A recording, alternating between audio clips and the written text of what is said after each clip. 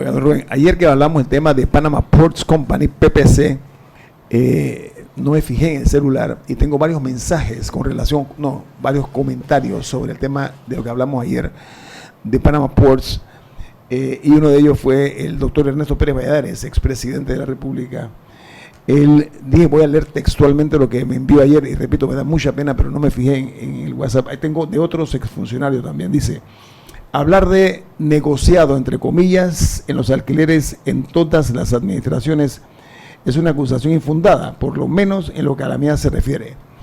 Lo de PPC lo tergiversó el gobierno que me sucedió.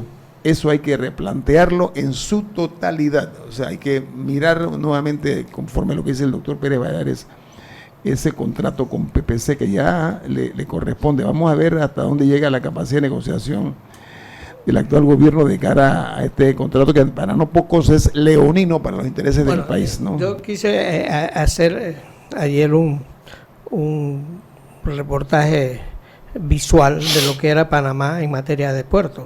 Mientras los puertos estuvieron en manos de los norteamericanos no hicieron nada para modernizar los puertos. No, pero nosotros quisimos crecer los puertos. La primera grúa pórtica la compró el gobierno de Eric Arturo del Valle en el 85, por ahí, 1985. 85-86. De allí se inicia con el gobierno de Guillermo Endara después, que se trae el puerto de Manzanillo, y que hoy en día es el puerto más grande, que más grúas pórticas tiene en Panamá. Y después crecen los puertos. El doctor Pérez Valladares da la concesión de Panamá Port, que es el puerto de Balboa y el puerto de Cristóbal. Y allí se desarrolla aparejado con la construcción del ferrocarril moderno que tiene Panamá, y se hace una interconexión que es Panamá tiene la mayor cantidad de grúas pórticas del continente americano, de América Latina. Okay. La tiene Panamá, un país tan chiquito, y eso es gracias a la modernización que se empezó con Guillermo Endara y después con Pérez Valladares. Eso hay que hablarlo, y hay que contar las grúas pórticas para que vean el nivel que tiene Panamá. Oiga, vamos a entrar en materia porque tenemos un distinguido invitado el día de hoy. Nos acompaña en esta mesa el rabino Gustavo Kraselnik. Buen día, rabino, ¿cómo está usted? Buenos días, siempre un placer estar aquí. Ayer se celebró en el Palacio Justo Arosemena, la Asamblea Legislativa, un acto, una sesión especial en la palabra, en conmemoración del Día Internacional en Memoria de las Víctimas del Holocausto, en conmemoración de 75 años de esa tragedia humana. Siempre el Holocausto ha tenido detractores, ponen en tela de duda a pesar de los elementos físicos, de las fotos, de los videos, de los propios sitios como Auschwitz, por ejemplo, donde se dieron de las principales matanzas, Dachau, hay otro que se llama Bergen-Belsen. ¿Cómo es? Pronúncialo tú. Bergen-Belsen. Bergen-Belsen y otros más. Algunos de estos estaban en Polonia, también para que estemos claros. Cuando las fuerzas aliadas llegan, se encuentran con este espectáculo dantesco de hombres en condición famélica, casi que eran esqueletos que podían mover los brazos y las piernas. O sea, además de la forma como fueron brutalmente asesinados, sometidos a una actividad donde los quemaban, ¿no? Y con eso hacían jabón y otras cosas. Mostró la humanidad el peor rostro a través de los alemanes. Por eso hemos tenido hoy a bien invitarlo aquí, rabino, porque lo que a nosotros respecta, eso no se puede olvidar. Hay cosas que la humanidad está obligada a mantener siempre hospedada en la biblioteca de la memoria. Y creo que una de las cosas que no se puede olvidar fue el Holocausto, ¿no? Así que nosotros hoy vamos a compartir con usted, porque usted fue parte del evento ese ayer, ¿no? Sí, fue una iniciativa de la Asamblea Nacional, que tiene un decreto que establece la conmemoración anual el 27 de enero, en un fenómeno que se repite en muchísimos países.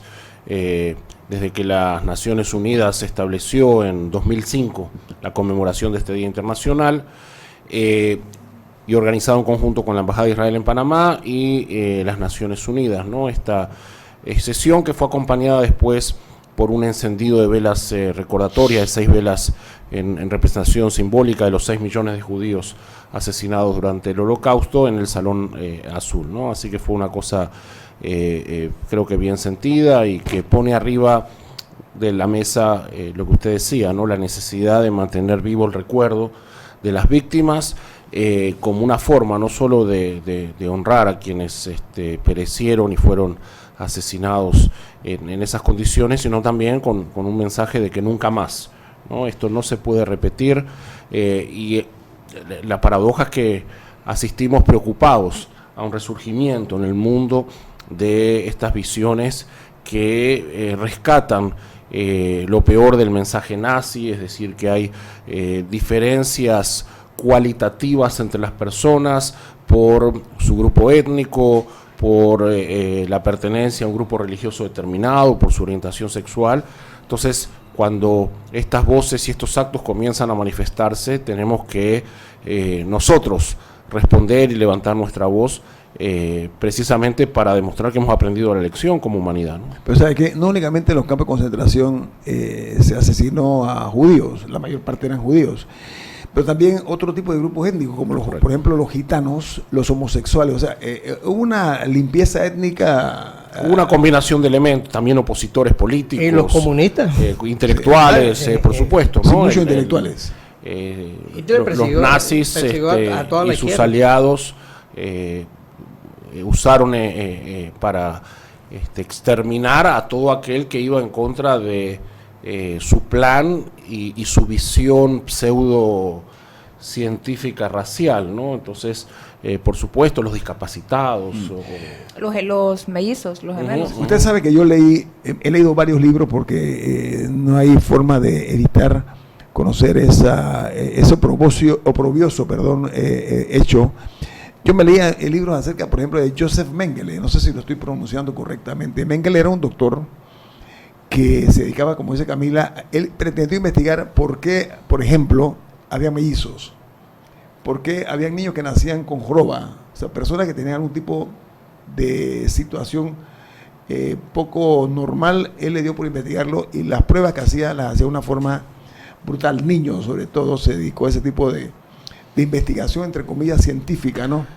Sí, es que cuando la visión establece una categoría de superioridad y entonces hay un grupo de la población que es inferior, eso habilita cualquier tipo de actitud y cualquier límite que en la dinámica social se plantea queda totalmente fuera de control y sucedió lo que sucedió, ¿no? Esa parte de los experimentos fue una de las más horrorosas, ¿no? Hacían también pruebas para ver el cuerpo humano hasta dónde aguantaba, por ejemplo, frío, ¿no?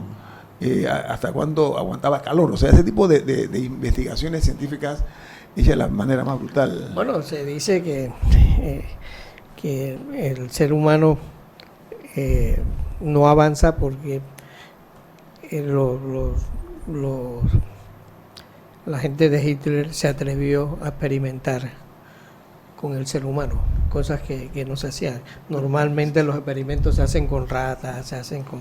Hay un protocolo porque tú estás previo al ser humano, haciéndolo con personas, ¿no? Claro. Entonces, cuando tú estás en una sociedad civilizada y democrática con derechos humanos, cada miembro tiene garantizado eso. Cuando tú estás en un régimen totalitario como el de los nazis, entonces donde hay un grupo que se considera superior, el resto no. Hay libertad absoluta para hacer lo que uno quiera. Y ahora cuando se hacen experimentos, se hacen con, digamos, los efectos del fumar, digamos, se hace con fumadores.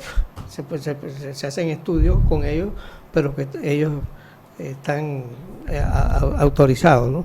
Pero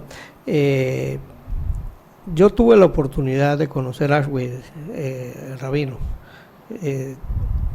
Llegué muy joven y recuerdo que hacía un frío porque yo estaba en Varsovia y en un evento. Está el gueto, uno de los más reconocidos, el gueto de Varsovia. Sí, más. pero Auschwitz está lejos de Varsovia. Y yo no fui preparado para el frío, para hacer un frío horroroso en Auschwitz.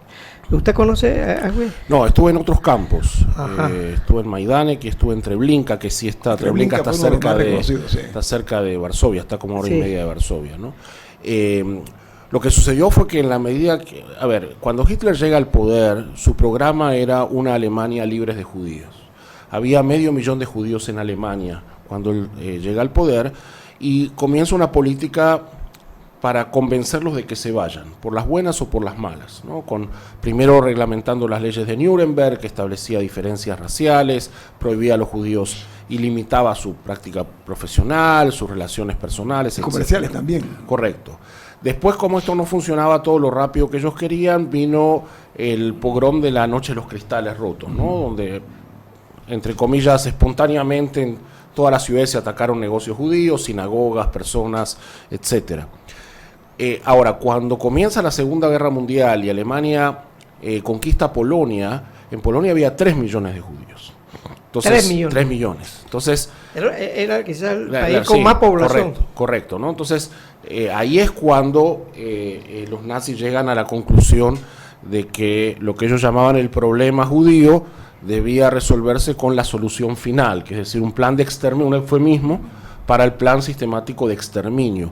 Entonces ahí viene todo el desarrollo de los campos de concentración masivos y los campos de exterminio, que ese es lo particular y angustiante que tiene el Holocausto. Es decir, es un plan sistemático, organizado, burocratizado para exterminar. Vamos a ampliar eso aquí en Infoanálisis. Este programa es un programa de esta naturaleza, para gente educada, para gente inteligente. Nosotros no podemos omitir ese lamentable hecho histórico. Y nosotros por eso hemos invitado hoy al rabino Gustavo Kraselnik para hablar sobre este hecho. Y enhorabuena que la Asamblea Nacional de Diputados de Panamá tomó esa iniciativa el día de ayer. Vamos al corte comercial. Esto es Infoanálisis, un programa para la gente pensante, así como usted.